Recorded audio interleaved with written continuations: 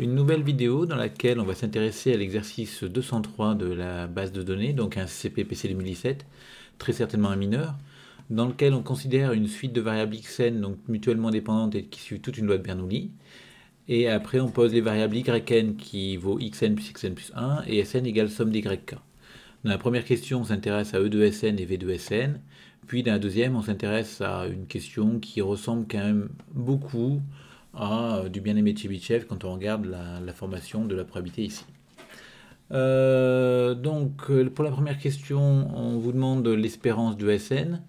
Donc d'abord, on va regarder que yn admet une espérance, alors plusieurs manières de faire les choses, mais yn finalement c'est une variable finie, parce qu'xn d'oméga, xn plus 1 d'oméga c'est 0, 1, donc yn d'oméga sera 0, 1, 2, ou alors tout simplement, yn admet une espérance comme somme de variables, xn et xn plus 1, qui admettent une espérance, et par linéarité de l'espérance, e de yn c'est e de xn plus e de xn plus 1, donc ça vaut 2p.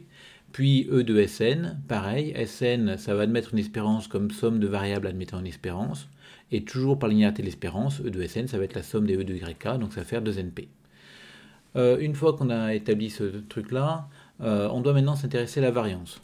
Alors la variance ici, le problème c'est que si on veut calculer directement la variance de Sn écrite comme ça, on se retrouve avec la variance d'une somme de variables qui ne sont pas a priori indépendantes, parce qu'on voit bien que le yn et yn plus 1, par exemple, vont tous les deux dépendre en partie du xn plus 1, donc vont certainement être dépendantes.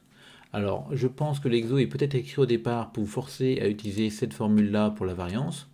Donc la variance d'une somme, c'est la somme des variances plus 2 fois la somme des covariances, pour 1 plus petit que i strictement plus petit que j plus petit que n, donc ce qui s'apparente beaucoup à un développement d'un carré habituel sur R, avec la somme des carrés plus 2 fois tous les produits croisés, donc ils sont remplacés ici par les covariances.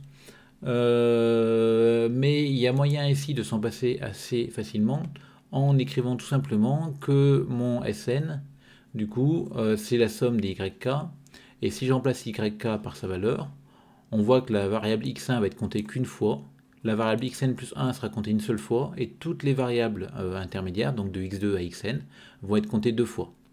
Et du coup, si on écrit notre Sn comme ça, on a une formule qui nous donne la variance d'une somme de variables indépendantes. Et ici, on va pouvoir utiliser cette formule qui va nous dire que V de Sn, ça va être la V de x1 plus la somme des V de 2xk plus V de xn plus 1.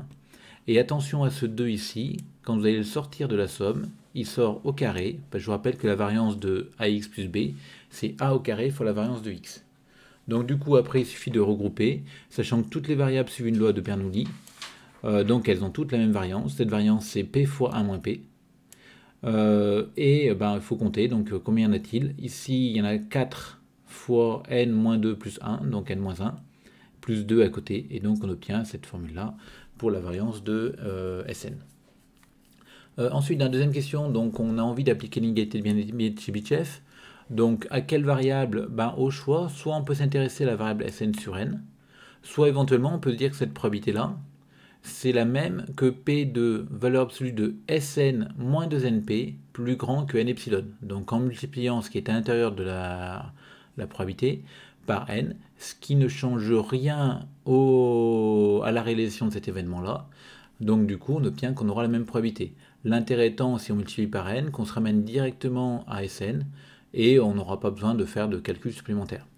Là on a choisi de le faire avec Sn sur n, ce qui est aussi assez naturel vu l'écriture de la question. Donc d'abord, avant d'appliquer l'inégalité de bien-aimé de Chebyshev, on doit vérifier que notre variable Sn sur n, donc que j'ai rappelé un ici, admet une espérance et une variance. Donc pourquoi est-ce qu'elle admet une espérance? Parce qu'elle s'écrit sous la forme a Sn plus b, donc avec b égale 0. Donc l'espérance, ça va être a, donc 1 sur n fois l'espérance de Sn. Donc 1 sur n fois 2np, c'est-à-dire 2p. Et la variance, pareil, comme un s'écrit sous la forme a Sn plus b, où Sn admet une variance, alors un admet aussi une variance, et la variance de un sera 1 sur n carré, attention encore une fois à ce carré qui va sortir devant, donc le a au carré, fois la variance de Sn, donc la variance de Sn qui était calculée ici, et on se retrouve avec cette formule-là pour la variance de un.